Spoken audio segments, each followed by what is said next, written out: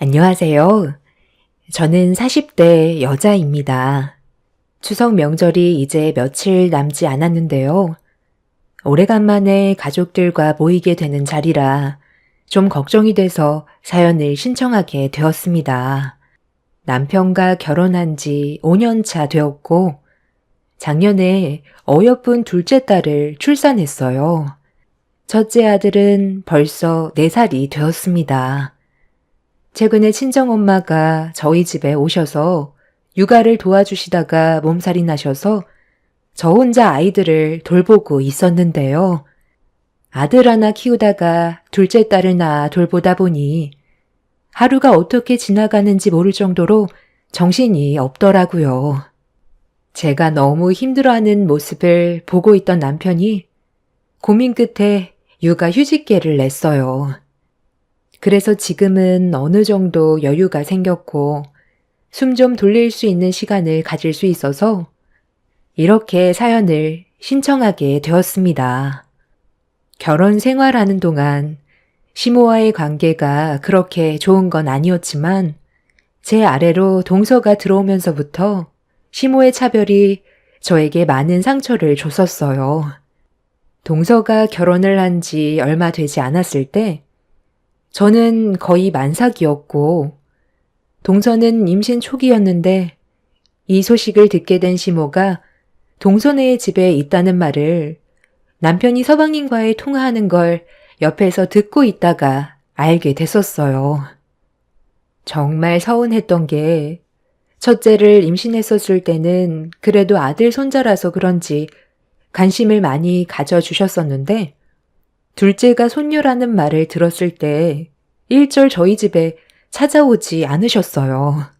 그전부터도 첫째보다는 관심이 적어서 저희가 시댁에 가지 않는 이상 집에 온 적은 거의 없었거든요. 둘째를 임신했다고 소식을 전해드렸을 때도 동서가 임신을 했을 때처럼 바로 저희 집에 와주지 않으셨어요. 동서네외 집보다 저희 집이 시댁과도 가깝기 때문에 그 말을 들었을 땐 약간은 서운했었지만 좋게 넘어갔었어요. 동서는 첫 임신이고 저는 둘째니까 그럴 수 있다고 이해를 했었지만 서운한 건 어쩔 수 없었어요.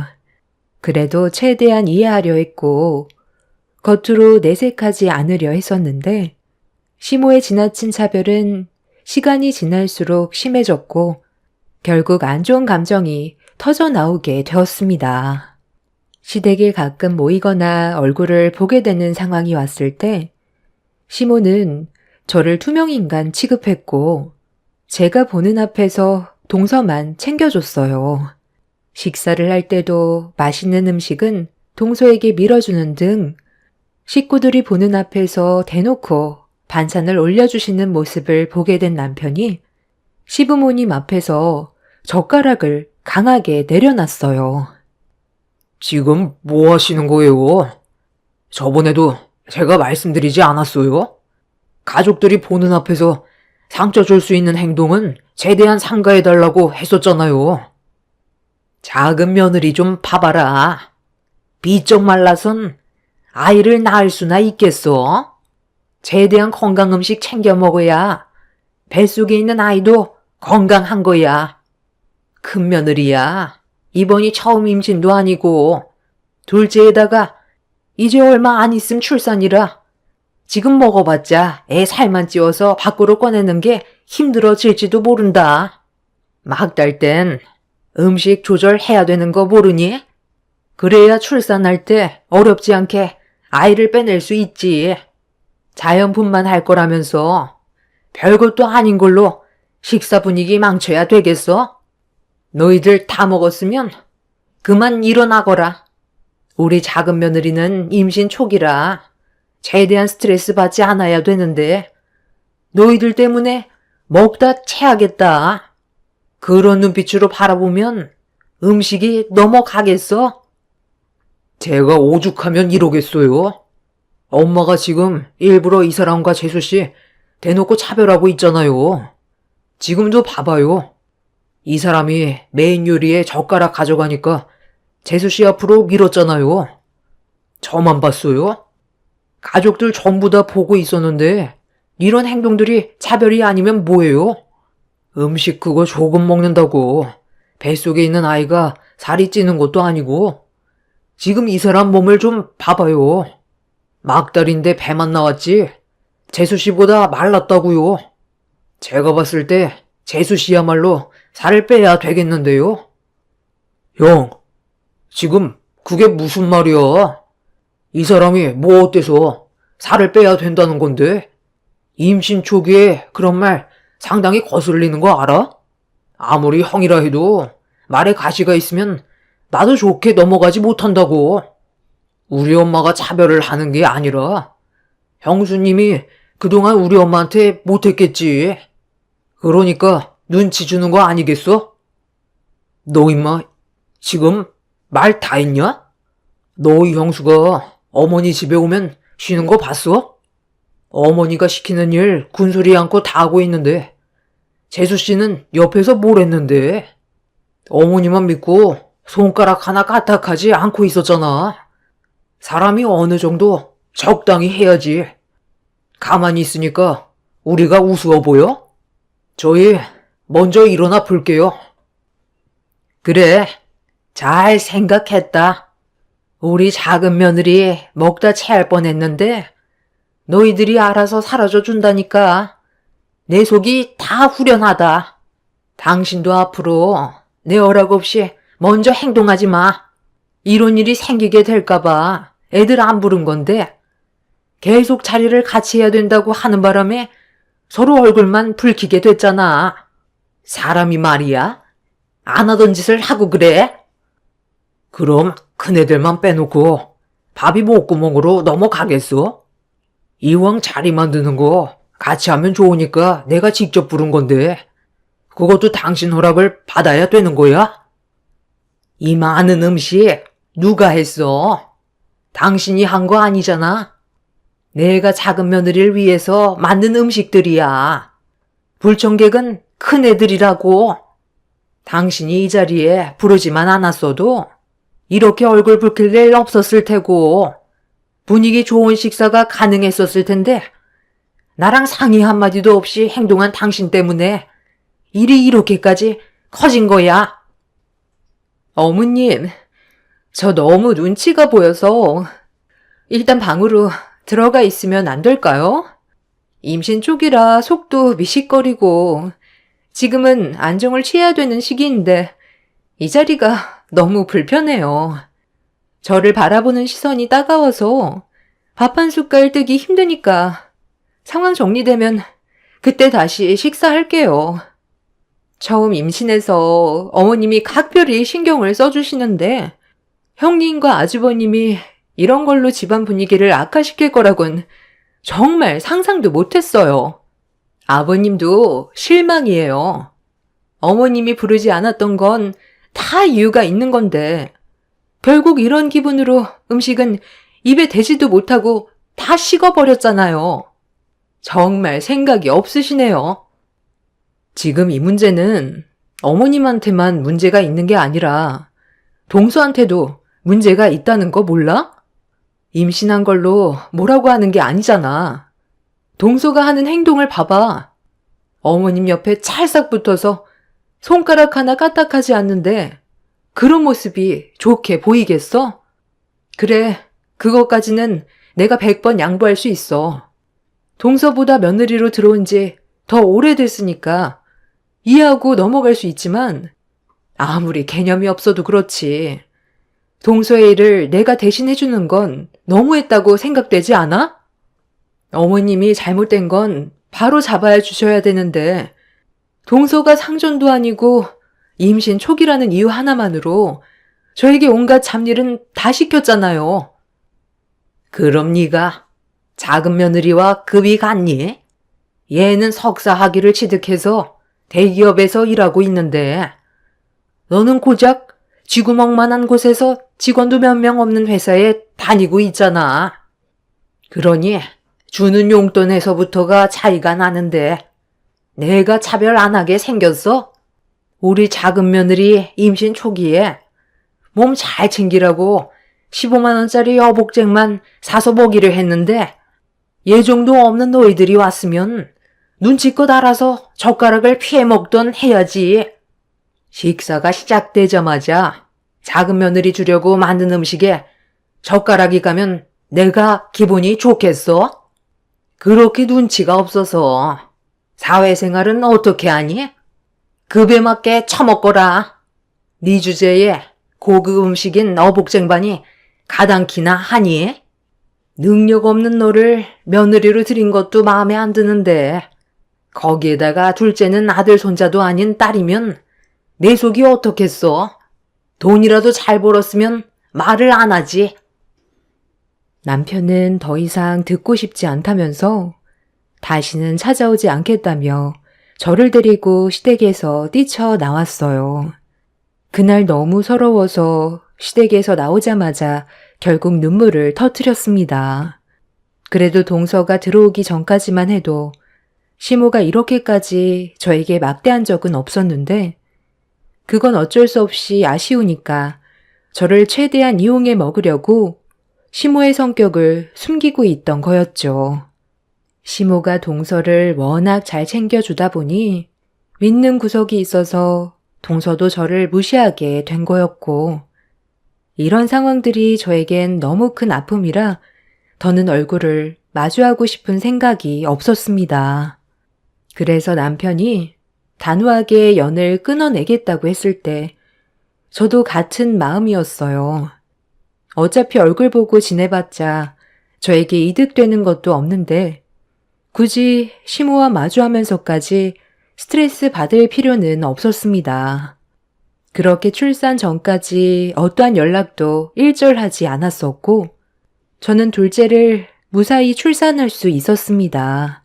시부는 이 소식을 듣고 한 걸음에 산후조리실로 달려오셔서 저에게 고생했다며 좋은 말을 아끼지 않으셨는데 시모와 동서내외는 얼굴조차 보여주지 않았어요. 어차피 얼굴을 봐도 서로의 감정만 상하게 될 테니 크게 신경 쓰지 않았습니다. 그렇게 저는 친정 엄마의 도움을 받아가며 문제없이 지내고 있었고 시모와 동서내외와 연락을 끊고 지내는 게 스트레스 받을 일도 없어서 남편과 저는 오히려 시댁을 왕래할 때보다 행복한 삶을 살고 있었습니다. 그런데 저희가 먼저 시모에게 굽히고 들어가지 않는 시간이 점점 오래되자 어느 날 갑자기 시모가 집으로 찾아왔어요. 그때가 저희 가족이 저녁 먹을 시간이었는데 엄마가 육아를 도와주고 계셨기 때문에 시모와 엄마가 얼굴을 마주하게 됐었죠. 제가 상처를 받아 연락을 끊었다는 걸 엄마도 알고 있었기 때문에 분위기는 상당히 안 좋게 흘러갔고 엄마는 왜 왔는지 물어보셨습니다. 사돈 오셨어요? 급한 일 때문에 오신 건가요? 제 딸과 안 좋은 감정이 있다 해도 기본적으로 연락은 하고 와야 되는 거 아니에요?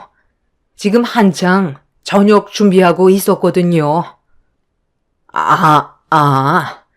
사돈이 계신 줄 몰랐는데 며느리 도와주고 있었나 보군요.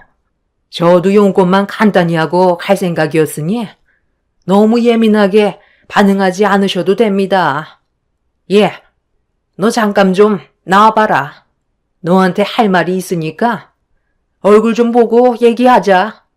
이번에 우리 작은애가 곧 첫애를 출산하게 되는데 네가 좀 도와줬으면 좋겠다. 뭐라고요? 어머니는 아직까지 분위기 파악 못 하시는 거예요?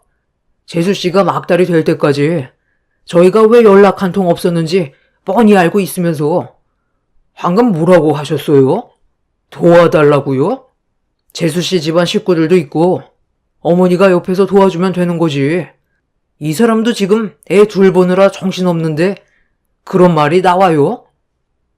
작은애 사돈분들이 얼마나 바쁜데. 그리고 작은애가 애 봐주는 대가로 월 300씩 주기로 했는데 남쓰면 그것도 나눠야 하잖니. 그네 너가 대가 없이 나 좀 도와줘라. 어차피 둘보나 셋보나 그게 그거잖아. 나도 요즘 건강이 많이 안 좋아져서 손자가 태어나면 분명 체력적으로 많이 힘들 거다. 오죽했으면 여기까지 찾아왔겠어? 그네 너야 둘째까지 낳았고 애 보는 것도 능숙하니 도와주는데 그게 어려운 건 없을 것 같아 부탁 좀 하려고 왔다. 가족이라는 게 뭐냐? 서로 얼굴을 붉히고 잡아먹을 듯이 싸워도 칼로 물베기나 다름없어. 한번 맺은 인연 평생 꼬리표처럼 따라붙는 게 가족인데 어려울수록 서로 도와야지. 과거에 어떤 일이 있었든 그게 중요한 게 아니다. 앞으로 남은 인생을 어떻게 살아가냐가 중요한 거지. 내가 너한테 죽을 죄를 지은 것도 아닌데 그런 일로 연락 한 통 없었던 너도 문제가 있는 거 아니니? 평생을 얼굴 안 보고 살려고 생각했어? 내가 직접 찾아왔으면 된 거지. 이 자리에서 무릎이라도 꿇길 바라는 거냐? 어머님, 이번에도 동서가 시켰나요? 뭐라고 했길래 여기까지 온 거예요? 대가 없이 도와달라뇨. 300, 400을 주셔도 불가능해요. 그때 분명 말씀드렸죠? 평생 얼굴 안 보고 살고 싶다고요. 어머님이랑 동서가 한 행동들이 죽을 죄보다 더해요. 개도 먹을 땐 안 건든다는데 먹는 걸로 치사하게 차별 두셨잖아요. 제가 받은 상처가 너무 컸기 때문에 지금까지 연락을 하지 않았던 거예요. 그런데 동서 출산이 얼마 남지 않았다고 도움이 필요할 것 같으니까 도와달라고요? 그럼 제가 웃으면서 기분 좋게 동서 아이까지 봐준다고 할 줄 알았어요? 저도 사람이고 감정이 있어요. 그동안 정말 많은 차별이 있었지만 저 막달 때 어머님이 동서 임신 초기라면서 비싼 음식 준비해서 동서 앞으로 밀어줬을 때 너무 큰 상처를 받았다고요. 젓가락 한번 향했다고 제 손을 강하게 내리쳤잖아요. 저는 그때의 기억을 평생 잊지 못할 거예요. 지금도 보세요. 어머님이 얼마나 이기적인 분인지를 보여주고 있잖아요. 말로만 가족이라고 그러지. 제 기분은 생각도 하지 않고 어머님 하고 싶은 대로만 행동하시잖아요. 오늘 보이신 행동은 그동안 저를 어떻게 생각하고 있는지 더욱더 확실하게 보여주셨네요. 평생을 얼굴 안 보면서 살고 싶어요. 그러니 다시는 저희 찾지 마세요. 아시겠어요?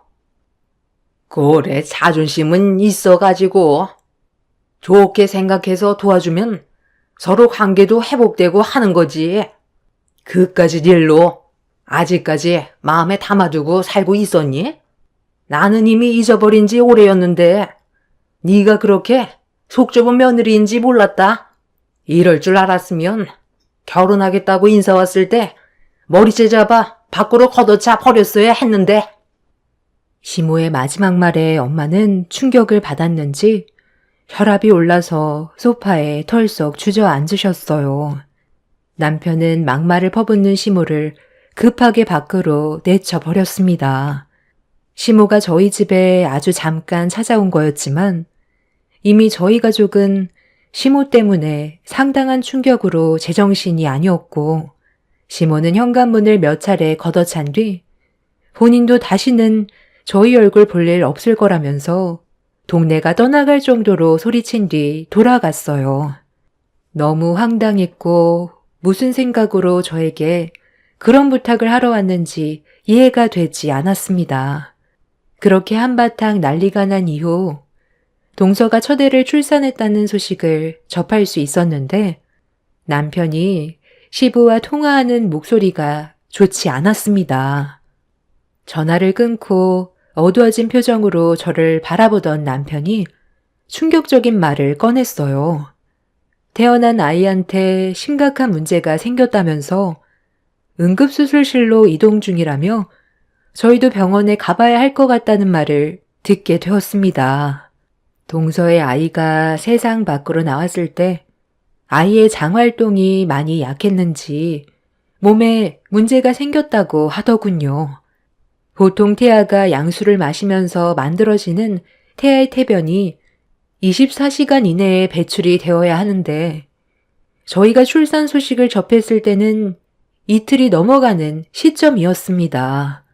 동서의 아이는 태변막의 증후군으로 태변이 병마개처럼 장을 막아버려서 발생하는 질환으로 아이가 출생한 후에 공기를 마시게 되면서 장에 공기가 차게 되는데 이때 태변이 장을 막고 있어 가스가 통과하지 못하고 점점 팽창을 하게 되다가 천공까지 발생하게 된 위급한 상황으로까지 발생이 된 거였어요.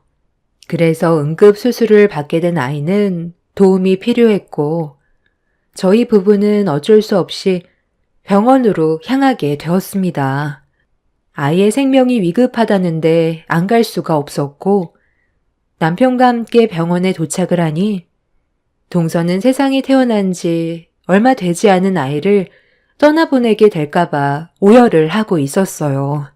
저희 부부는 그런 동서를 묵묵히 바라보고 있었지만 선뜻 위로를 해주는 게 망설여지더군요. 전에 있었던 안 좋은 일들로 인해 동서가 저에게 또다시 상처되는 말을 하게 될까봐 머뭇거려졌어요. 지금 상황이 너무 안 좋아서 긴급 수술을 해야 되는데 문제가 하나 생겼다. 아이의 혈액형이 남들과 달라서 다른 곳에서 공수를 해와야 한다더구나. 다행히 신생아라 많은 양이 필요한 건 아닌데 혹시 모를 일을 대비해 주변 가족들 중에 같은 혈액형이 있다면 도움을 받는 게 좋을 거라고 하더구나. 아이 혈액형이 어떻게 되는데요? 많이 희귀한 혈액형이에요? 일단 아이부터 살려야 하니까 저도 주변 지인분들한테 같은 혈액이 있는지 한번 물어볼게요. RH-O형이라더라.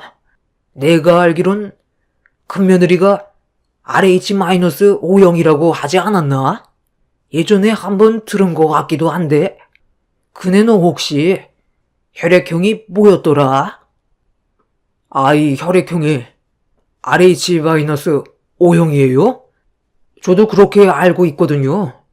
아 그럼 당신이 도와줄 수 있겠다. 일단 아이부터 살려야 하니까 일단 준비하는 게 좋지 않겠어? 뭐라고요? 형님이 RH-O형이라고요? 제 아이와 같은 혈액형이에요? 형님, 제 아들 좀 살려주세요. 세상 밖으로 나온 지 이제 이틀 됐어요. 제 아이가 천공이 생겨서 태어나자마자 수술을 해야 되는 것도 충격인데 혈액을 제대로 공급받지 못해서 세상을 떠나게 되면 저는 더 이상 삶에 희망이 없어요. 과거에 했던 일들 제가 전부 잘못했어요. 그러니 제발 제 아이 좀 살려주세요. 형님이 도와준다면 평생 감사하며 살게요. 앞으로 정말 잘할게요. 큰며느리젠 여긴 왜 온 거야? 너는 지금 여기가 어디라고 온 거야? 내 손자 세상 떠나는 거 구경하려고 온 거니? 이런 광경을 눈앞에서 보니까 아주 속이 후련하니? 당장 안 나가? 어머님, 제발 그만 좀 하세요. 어머님 때문에 형님 마음 변심돼서 제 아이한테 문제가 생기면 어머님이 책임지실 거예요? 제 아이와 같은 혈액형을 가지고 있다고요. 혈액이 모자랄 수도 있어서 미리 수혈을 받아놔야 하는데 어머님 때문에 상처받아 일이 잘못되기라도 하면 평생 용서치 않을 거예요. 뭐라고? 큰며느리가 내 아들 손자랑 같은 혈액형이라고?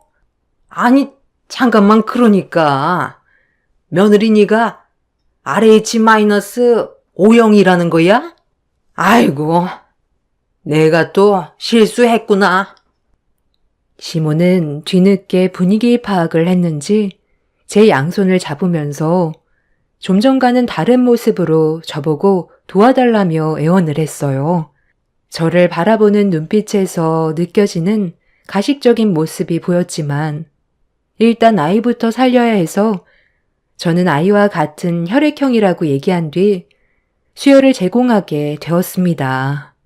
동서는 출산한 지 얼마 되지 않은 몸으로 저에게 힘들게 걸어와 과거에 했던 행동들에 대해 미안하다며 눈물을 흘리면서 진심으로 사과를 했어요. 하지만 그런 모습을 지켜보던 시모의 얼굴은 상당히 못마땅해 있었습니다.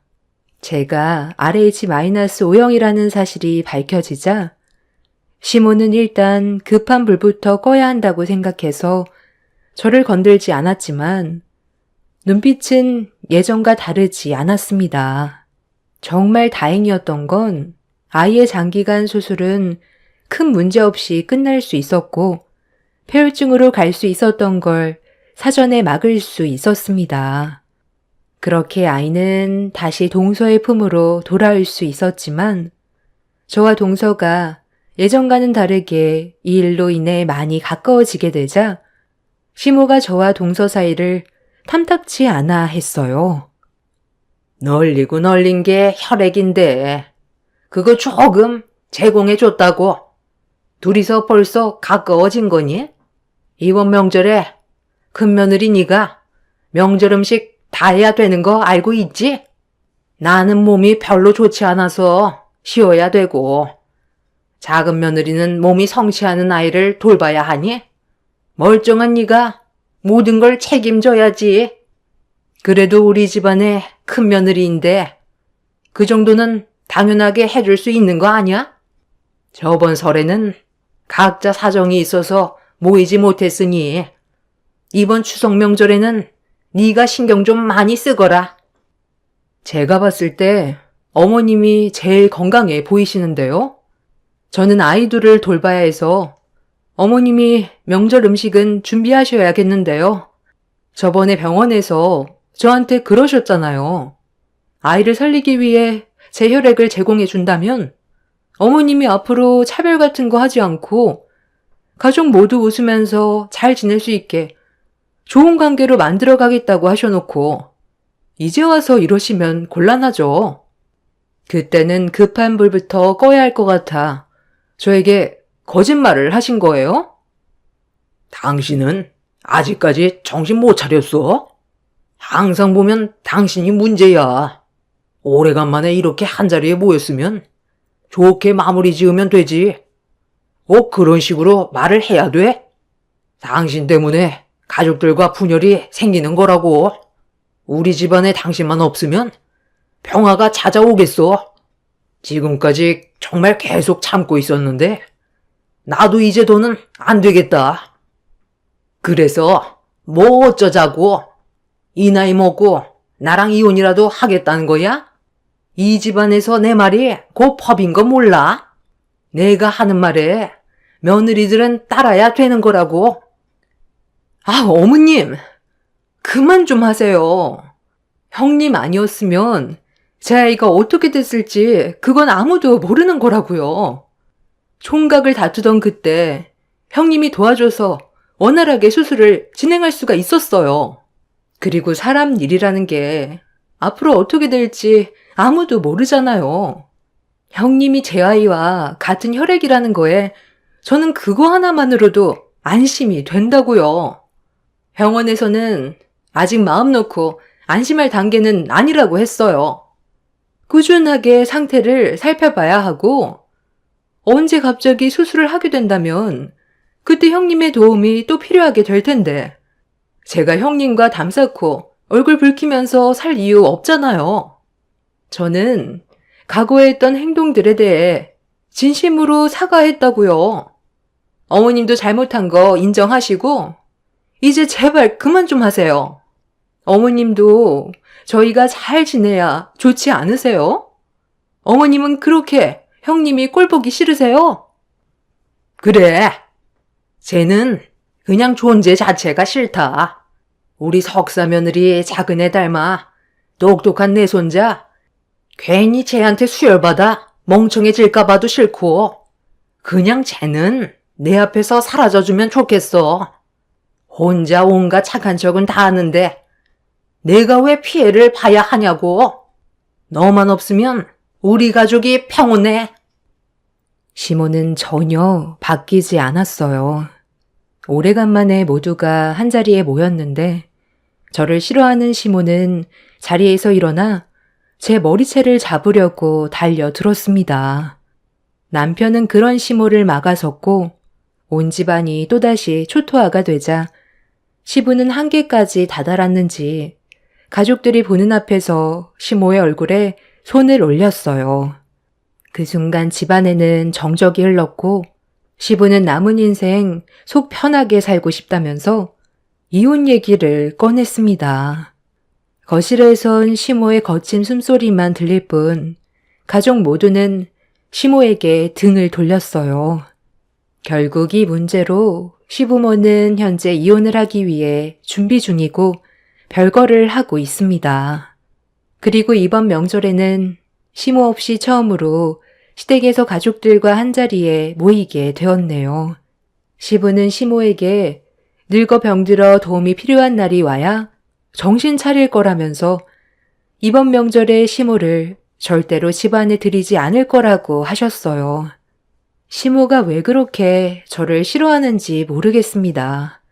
그냥 저를 만만하게 생각하고 있어서 그런 것 같아요. 앞으로 시부는 시모와의 이혼을 진지하게 생각하고 있어요. 아마 번복하는 일은 없을 것 같습니다. 평생 땅을 치며 후회할 짓을 왜 하려는 건지 이해가 되지 않네요.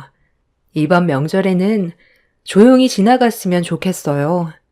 시모와 두 번 다시 얼굴을 마주하고 싶지가 않습니다. 이번에도 만약 저에게 용서를 구한다 해도 절대 받아주지 않으려고요. 시간은 기다려주지 않는다는 걸 시모는 모르는 것 같아요. 앞으로 몇 년 뒤면 급격하게 건강이 안 좋아질 텐데 그때가 되면 분명 후회를 하게 되겠죠. 사람은 고쳐 쓰지 못한다더니 그 본성 늙어 세상 떠날 때까지 변하지 않을 것 같습니다. 제 사연을 들어주신 여러분들의 가정에는 이번 명절에 가족분들과 좋은 시간을 만들어 가셨으면 좋겠습니다. 감사합니다. 안녕하세요. 저는 울산에 살고 있는 40대 초반 여자입니다. 그동안 정말 많이 참아왔지만 이번만큼은 저도 그냥 넘어갈 수는 없을 것 같아 여러분들께 제 사연을 들려드리고자 합니다. 아마 많은 분들께서 제 입장에 대해 공감해 주실 거라 생각합니다.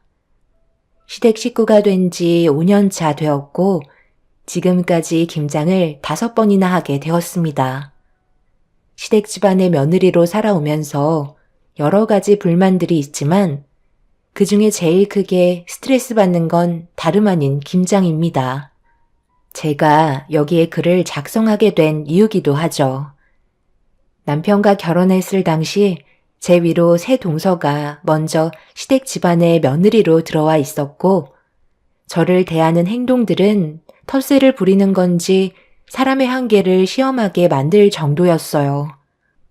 결혼 1년 차 때는 뭘 모르니까 그냥 넘긴 적이 있었습니다. 그런데 4년 차로 접어들게 되면서 집안이 어떤 식으로 돌아가는지 어느 정도 적응이 되어가니 막내 며느리도 할 말은 해야 할 것 같았어요. 그래서 다음에 김장날도 새 동서들이 변함없는 모습으로 똑같은 행동을 보인다면 그땐 쉽게 넘어갈 생각이 없었습니다. 그렇게 결혼 5년 차에 접어들었고 김장날이 다가오니 새 동서들은 어김없이 밑밥부터 깔기 시작했어요. 시댁에서 시부모님과 함께 살고 있던 저는 주말에 놀러온 새 동서들의 말에 어이가 없어 결국 참아왔던 분노를 터뜨리면서 집안 분위기를 무겁게 가라앉히게 되었네요. 그동안 아무 말도 하지 않았던 제가 입을 열게 되니 모두들 당황하더라고요.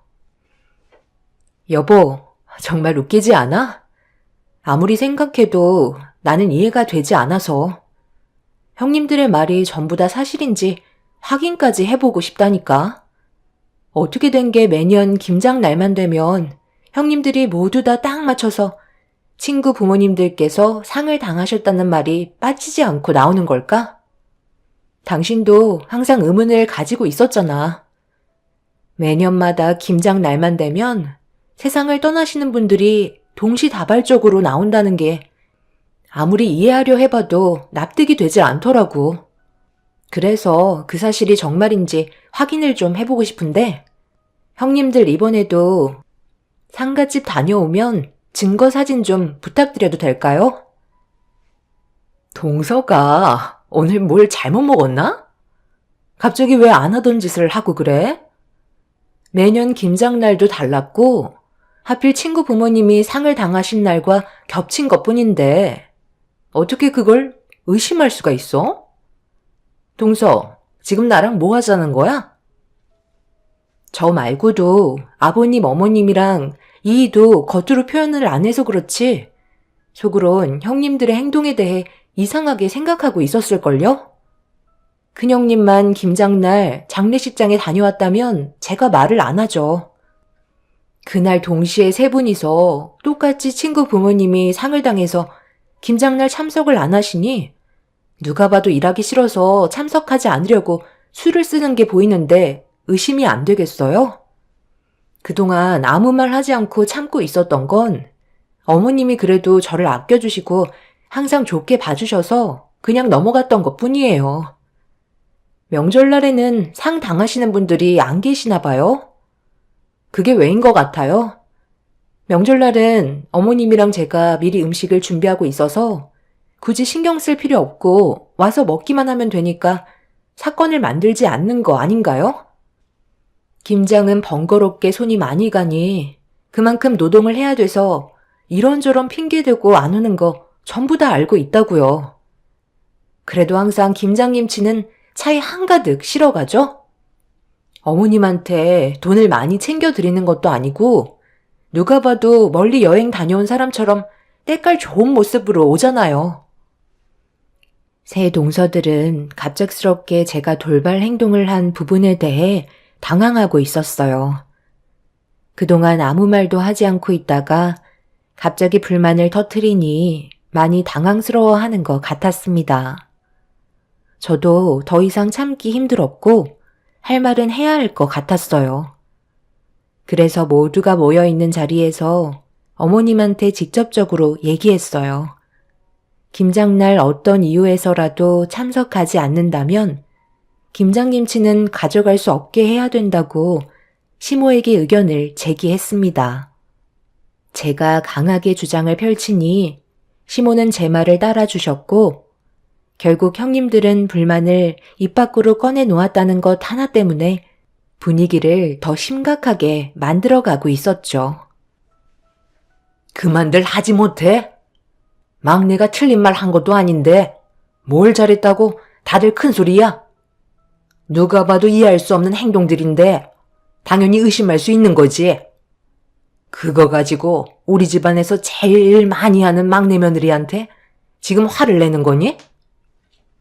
어머님, 그게 아니잖아요.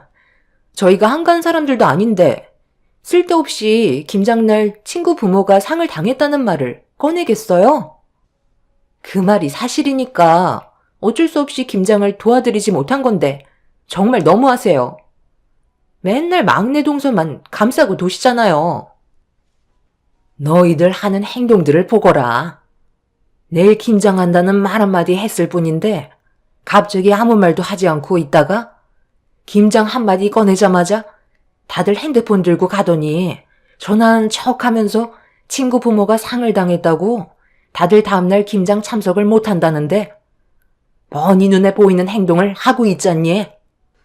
그전에는 그래도 내가 모이라고 하면 군말하지 않았으면서 막내 며느리가 들어온 뒤부터 서로 똘똘 뭉쳐서 막내만 따돌리는 거 내가 모를 줄 알았어? 내일 김장 참석하지 않으면 다시는 내 앞에 나타나지 마라. 그리고 너희들한테 줄 김치도 없으니까 사 먹던지 알아서들 하고 할 말 끝났으면 다들 내 눈앞에서 사라지거라. 제가 남편과 결혼한 이후 새 동서들의 행동들을 유심히 지켜보고 계셨는지 제가 불만을 터뜨리자 기회를 놓치지 않으셨어요. 시모도 상식적으로 이해가 되지 않으셨던 거죠. 결국 며느리들끼리 험한 말들을 주고받게 되면서 집안 싸움이 시작되었습니다. 팔은 안으로 굽는다고 아주버님들도 자기 아내의 편을 들어주면서 저를 이상한 사람 취급했어요. 그렇게 되니 동서 내애들과 시부모님과 저희 부부끼리 편이 갈리게 되었습니다. 그냥 죄송하다는 말 한마디 하고 자신들이 했던 행동들에 대해 잘못을 인정하면 되는 건데 끝까지 거짓말로 상황을 악화시켜 가고 있는 모습들이 시부모님을 더욱더 화나게 만들었고 평소에 입이 무거우셨던 시부께서 참다 못하셨는지 결국 입을 여셨어요. 한마디 하시는 순간 아주버님들은 경악을 하고 말았습니다. 아버지, 어쩔 수 없는 상황이 만들어진 것 뿐인데 지금 그걸 가지고 재산을 전부 막내한테 주겠다고요? 이건 너무하잖아요. 사람이 살다 보면 피치 못할 사정이 생겨서 도와드리지 못할 수도 있는 건데 너무 극단적으로 몰아가시는 거 아니에요? 막내들보다 못한 행동을 보여주면서 재산 얘기 나오니까 이건 아니라고 생각하는 너희들이 내가 볼 땐 너무한 것 같은데 평소에 잘했으면 이런 말이 나왔겠니? 그동안 아무 말도 하지 않고 가만히 지켜만 보고 있으니까 너희 엄마 말이 우습지? 내가 이 집안의 최고 어른으로서 바로 잡으려 하는 거니까 너희들도 재산 받고 싶으면 모두 와서 김장하는데 참석하도록 해라. 내일 새며느리들 전부 상가집 다녀와야 한다고 했으니까 그 다음 돌아오는 주말에 김장하면 되겠네. 다들 내 말에 동의하지? 설마 다음 주에도 생사람 세상 떠나게 만들겠어요? 다음 주 주말에 다시 모이는 걸로 해요. 그게 제일 좋을 것 같네요. 시모가 김장날의 일정을 변경하게 되자 새 동서내외들은 당황했는지 우물쭈물거리더니 더는 어떻게 할 수 없다고 생각했는지 변경된 일정에 참석하겠다며 시모의 제안을 받아들였습니다. 저는 그날 너무 흥분을 했었는지 동서네 애들이 집으로 돌아간 이후에도 쉽게 진정이 되지 않아 온몸이 부들부들 떨리고 있었어요.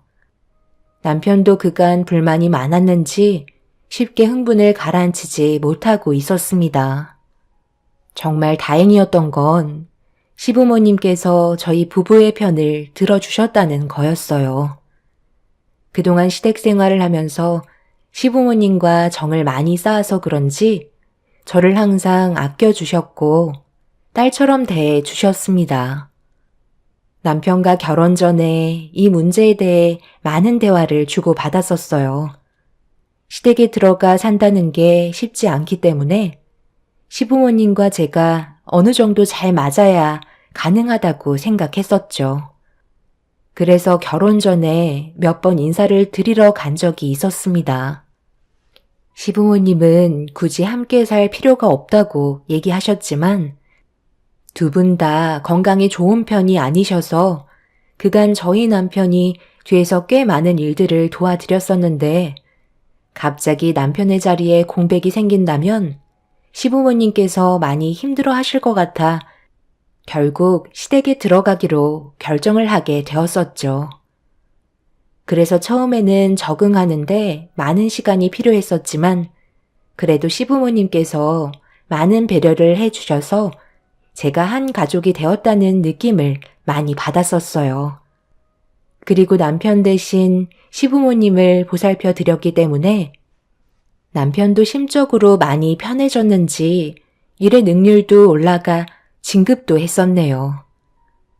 여러 가지로 장점이 더 많았기 때문에 저희 부모님께서도 처음에는 반대가 심하셨지만 시간이 지날수록 긍정적으로 받아들여 주셨어요. 살아온 환경이 다르니 분명 부딪힐 수 있는 문제들은 당연히 생길 수 있지만 시부모님께서는 그런 문제들을 최대한 빠르게 바로 잡아가셨고 제 입장에서 많은 것들을 생각해 주셨습니다. 그렇게 서로 의지하면서 잘 지내고 있었지만 문제는 제가 시댁에 들어와 살면서부터 새 동서들이 더 이상 신경 쓰지 않아도 된다는 잘못된 생각을 가지고 있는 게 가족들 간의 갈등으로 이어지게 되었죠. 집안 행사가 있을 때는 저보다 어른이고 먼저 결혼한 동서들이 적극적인 모습을 보여줘야 하는데 반대로 행동하고 있었으니 시부모님께서 안 좋게 보실 수밖에 없으셨죠. 새 동서들은 제가 불만을 제기하면서부터 어떻게 하면 저를 잡아먹을지 그것만 생각하고 있는 듯 보였습니다. 하지만 저는 뒤에 시부모님이 계시기 때문에 크게 두려운 건 없었어요. 그렇게 냉전의 시간이 흐르고 다시 돌아온 주말에 저희 가족은 새벽부터 일어나서 김장할 준비를 하고 있는데 시모가 새 동서들에게 아침에 서둘러서 오라고 미리 말을 해놨었는데 연락도 받지 않고 시댁에 올 생각을 하지 않더라고요. 시부모님께서 화가 많이 나셨는지 큰 아주버님께 전화를 드렸지만 역시나 받지 않았습니다. 시부는 그날 연락이 안 될 시 인연을 끊을 생각을 가지고 계셨어요. 그만큼 화가 머리끝까지 올라오신 상태라 집안의 분위기는 상당히 무거운 상태로 김장을 할 수밖에 없었네요. 그렇게 한두 시간 정도 흘렀을 때 시모의 핸드폰이 울리기 시작했고 급하게 받으신 시모는 큰 소리 치셨어요. 뭐라고? 그네 지금 그 말을 나보고 믿으라는 거니? 너 이 색과 친분이 있는 사람의 부모가 상을 당해서 다들 거길 가겠다는 거니? 거짓말도 적당히 해야지. 그 친분 있는 사람 전화번호 좀 나한테 전달해 보거라. 내가 직접 통화해 보마. 어머님, 정말이에요. 저도 상황이 이렇게 흘러가서 너무 난감하다고요. 일단 서둘러 가봐야 하니까 나중에 다시 연락 드릴게요. 저번에 그 난리가 났었는데 쓸데없이 거짓말을 왜 하겠어요? 다녀와서 사진 찍은 거 보여드리면 되잖아요. 너희들 마지막으로 경고하는데 1시간 내로 달려오지 않으면 그땐 정말 인연 끊을 줄 알아. 2번 다시 얼굴 볼 생각 하지 마. 시모는 큰 동서에게 소리를 지른 뒤 전화를 끊으셨어요. 역시나 예상했던 대로 동서네 애들은 또다시 거짓말을 하고 있었고 김장하러 오고 싶지 않다는 걸 확실하게 표현하고 있었죠. 시부는 더 이상 용서해줄 생각이 없으셨는지 핸드폰에서 연락처를 차단까지 하셨고 시모는 동서 내외들의 무책임한 행동들 때문에 분노를 쉽게 가라앉히지 못하셨습니다. 그런데 잠시 뒤 저에게 전화 한 통이 왔어요. 몇 년 만에 연락 온 회사 동료의 전화였고 받는 순간 충격적인 한마디에 이 사실을 시부모님과 남편에게 알렸습니다. 저희는 김장을 하다 말고 급하게 공항으로 향했어요. 그렇게 공항 안을 두리번거리고 있는데 공항 대합실에서 제 지기가 들리는 소리에 고개를 돌리는 순간 충격적인 광경을 저희 가족 모두가 보고 말았네요. 과장님, 여기에요. 아직 비행기 뜰 시간이 1시간 정도 남은 것 같아요. 과장님 결혼식 때 인사드렸던 분들 맞죠?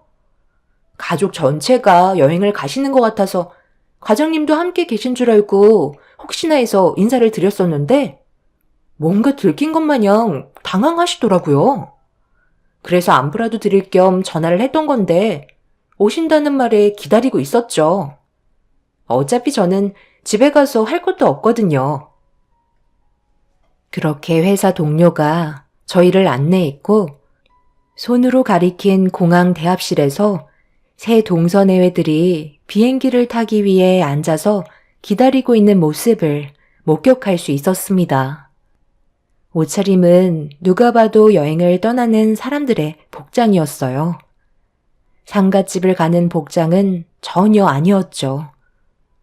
새 동선의 애들은 뭐가 그리 좋은지 서로 웃고 떠들며 즐거워하고 있는 모습을 멀리에서 지켜보고 있는데 시모가 아침부터 화가 머리끝까지 올라온 상태라 결국 이성을 잃게 되셨어요. 저와 남편이 말릴 틈도 없이 시모는 새 동서에게 달려갔고 멀리에서 달려오는 시모의 얼굴을 발견한 동서들은 경악을 하며 비명을 질렀습니다. 전혀 예상하지 못했는지 그 자리에서 굳어버린 새 동서들은 시모에게 머리채를 잡혔고 뒤이어 시부가 아주버님들에게 달려가 멱살을 잡으셨네요.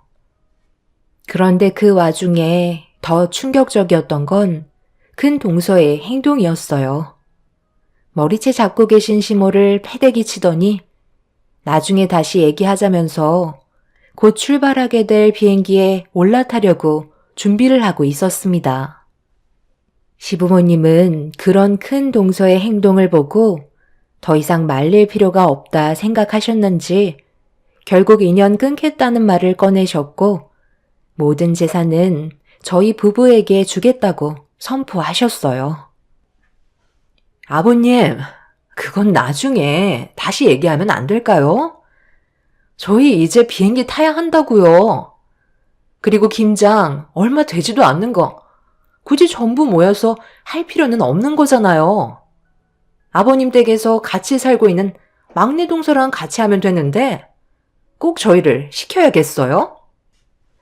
그래서 지금 이 상황에 여행을 가겠다는 거야? 너희들 머리가 없는 것도 아니고 어느 정도 얘기하면 알아먹어야지. 그렇게 부탁을 했는데 이런 식으로 심각한 사태를 만들어? 너희들도 내 아들들과 결혼을 했으면 한 가족인 것을 어떻게 남보다 못한 모습을 보여주는 거냐? 두말할 필요 없다. 내가 가진 재산 전부는 너희들에게 단 한 푼도 넘겨주지 않으마. 그리고 시부모를 여기까지 오게 만들어 놓고 여행을 가겠다고? 우리가 너희들 여행 가는 걸 두 눈 뜨고 보고 있을 것 같아? 아버님, 저희 이번에 여기에 꽤 많은 돈을 지불한 상태라고요. 일단 이번 한 번만 보내주시면 내년에는 무조건 저희가 김장할 테니까 일단 보내주세요. 이러다 비행기 떠나겠어요. 어머님, 저희가 잘못했다고 하잖아요. 비행기 값만 날리는 게 아니에요. 호텔이랑 여러 가지 부수적인 것들 예약하느라 일종의 차질이 생기면 그 돈 다 날리는 거라고요. 내가 왜 그런 것까지 신경을 써야 하는 건데? 나는 너희들의 거짓말 더는 믿지 않으마. 얼마의 돈을 지불했는지 모르겠지만 너희들이 비행기 타고 떠나는 걸 내 두 눈으로 보고 싶지 않다. 여기에서 한 발자국도 못 움직이니까 나를 밟고 가던지 알아서 해라. 형님들이 좀 더 현명하게 대처하셨다면 이렇게까지 안 좋은 상황까지 오지 않았겠죠. 저희들한테 부끄럽지도 않으세요? 시부모님은 비행기를 타려는 새 동서내외들을 붙잡고 놔주지 않았어요. 그렇게 서로 몸싸움이 벌어지게 되면서 시간은 계속해서 흘러갔고 결국 동서내외들이 타고 갈 비행기는 공항을 떠나고 말았습니다. 모든 일정이 끝나는 순간이었고 새 동서내외들은 그 자리에서 객거품을 물며 주저앉고 말았죠. 큰 동서가 다음 비행기를 타면 된다고 화를 내며 시부모님께 대들었지만 시부모님께서는 눈 하나 깜빡하지 않으셨어요. 동선의 애들이 전부 집으로 돌아갈 때까지 그 자리를 지키고 있을 거라며 절대 비행기를 타지 못하게 앞을 가로막고 있었습니다. 그렇게 계속되는 안 좋은 감정 싸움으로 인해 결국 공항 관계자들까지 오게 되면서 상황은 어느 정도 정리가 되었지만 서로가 받은 상처는 조금도 회복이 되지 않았네요. 한참 동안 흥분을 가라앉히지 못했던 새 동서내외는 시부모님이 인연을 끊겠다는 말에 동의를 했고 더 이상 얼굴 볼 생각도 없다며 그 자리에서 인연을 정리하려 했어요. 그런데 그건 새 동서들의 생각이지 아주버님들은 또 다른 입장이었습니다. 우리가 잘못한 건 사실인데 당신이 왜 큰 소리를 치는 거야? 아버지 재산이 얼마나 있는지 알지도 못하면서 그런 말을 함부로 꺼내? 이러다 정말 아버지 재산 한 푼도 못 받으면 당신이 책임질 거야? 그때 가서 땅을 치며 후회하지 말고 당신이 잘못한 건 무릎 꿇고 싹싹 빌어. 솔직히 우리는 오늘 김장하러 가자고 몇 번이나 얘기했었는데 당신이 재수 씨는 고생을 좀 해봐야 한다고 무작정 일정을 잡아버렸잖아. 내 입장에서도 얼마나 난처한 줄 알아? 당신은 인연 끊으면 그만이지. 나는 내 부모님이라고. 말처럼 그렇게 쉽게 인연을 끊을 수 있는 사이가 아니란 말이야. 잘못한 건 인정하고 이제 그만해. 내가 왜 잘못을 인정해야 하는데? 동서가 막내니까 더 하라는 건데 그게 뭐 잘못됐어? 어머님, 저도 동서 오기 전에 그동안 많이 했었잖아요. 그럼 이제 그만해도 되는 거 아니에요? 언제까지 제가 이런 일에 신경을 써야 하는 건데요? 네가 조금이라도 우리 집안의 화목을 생각했더라면 이런 식으로 행동하지 않았겠지. 다들 잘 지내고 있었는데 네가 이런 분위기를 조성한 거잖아. 마지막으로 기회를 줄 테니 진심으로 용서를 구해라. 그렇지 않으면 여기서 그만 끝내자. 솔직히 저도 형님이 계속 막내 동서만 부려먹자고 옆에서 부추기니까 어쩔 수 없이 따를 수밖에 없었어요. 제 마음은 그게 아니었다고요. 저는 막내 동서와 가까워지고 싶은 마음이 있었는데 형님이 괜히 텃세 부리면서 분위기 조성한 거 맞아요. 어머님, 제가 잘못했어요. 저는 이 사람과 떨어져 지내고 싶지도 않고 어머님 말씀대로 화목한 가정을 꾸리며 모두가 웃으면서 지내고 싶은 게 제가 바라는 거예요. 셋째 동서도 나랑 같은 생각이었잖아. 맞아요. 둘째 형님이 얘기하신 거 사실이에요. 저희 둘이 대할 때 큰형님의 행동에 불만이 많았었어요.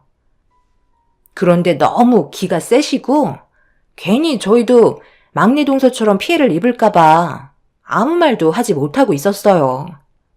저도 정말 죄송해요, 어머님. 자기들 지금 뭐 하는 짓들이야? 나만 막내 동서 이용해 먹자고 그랬어? 상황이 이렇게 되니까 이제는 나를 버리겠다는 거야? 당신이 이렇게까지 쓰레기 짓을 꾸며왔다는 거에 정말 너무 큰 충격을 받았다. 어느 정도 하면 그만하면 될걸. 상황을 이렇게까지 만들었으면서도 끝까지 고집을 부려야 되겠어? 우리 부모님이 당신한테 마지막 기회를 주고 계시잖아. 정말 용서를 구하지 않을 거야? 당신 나와도 이혼하고 싶은 거냐고? 한순간에 잘못된 판단이 돌이킬 수 없는 결과를 가져온다는 거 당신도 분명 인지하고 있을 텐데. 이제 그만 고집 부리고 집으로 돌아가자. 가서 김장하고 당신도 이제 맏며느리답게 행동해. 큰 동서만 용서를 구하지 않았고 큰 시숙과 둘째, 셋째 동선 애들은 전부 다 시부모님께 잘못을 인정하며 무릎을 꿇었습니다. 그제서야 시부모님께서 어느 정도 흥분을 가라앉히셨지만 문제는 큰 동서였네요. 저를 징후하듯 바라보면서 자신의 잘못을 인정하지 않으려 했어요.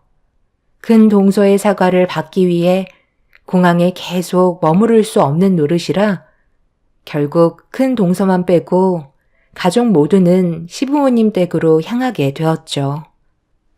그렇게 시댁에 도착하자마자 동선의 애들은 전부 다 김장하는 데 달려들었고 시부모님 눈치를 보면서 발빠르게 움직이며 분위기를 좋게 만들려고 애쓰고 있었습니다. 그런데 김장이 거의 끝나갈 때쯤 큰 동서가 시댁으로 찾아왔어요. 저희는 어느 정도 잘못을 인정하고 시부모님께 머리를 숙인 채 들어올 줄 알았는데 갑자기 저에게 달려들더니 제 머리채를 잡으면서 난리를 치기 시작하길래 모두가 뜯어 말리려 했지만 제 머리를 잡은 큰 동서의 두 손은 분노로 가득 차 있었습니다. 제가 왜 이런 수모를 겪어야 하는지도 몰랐고 왜 이렇게까지 저를 싫어하는지 이유를 알지 못해 비명을 지르면서 도대체 저한테 왜 그러냐고 물어보니 큰 동서는 제가 처음 왔을 때부터 꼴 보기 싫었다며 시부모님의 관심을 한 몸에 받는 게 마음에 들지 않았다고 어이없는 말을 늘어놓고 있었습니다. 제가 며느리로 들어오기 전에는 큰 동서가 시부모님께 많은 관심을 받고 있었지만 시부모님께서 저와 함께 있는 시간들이 많다 보니 당연히 저에게 조금 더 신경을 써주시는 것뿐인데 그런 모습들이 꼴보기 싫었던 것 같네요. 그렇게 큰 동서가 제 머리채를 잡고 놔주질 않으려 하자 시모가 화가 머리끝까지 올라오셨는지 버무리고 계셨던 김장김치 한 포기를 손에 들고 달려오셨어요. 그리고 큰 동서의 뺨에 포기김치로 내려치셨고 양념들이 눈에 들어갔는지 괴로운 비명을 지르며 제 머리를 잡고 있던 손이 그제서야 풀리게 되었죠. 큰 동서는 괴로운 듯 바닥을 뒹굴며 도와달라고 소리를 질렀지만 그 모습을 전부 다 구경만 하고 아무도 도와주지 않았어요.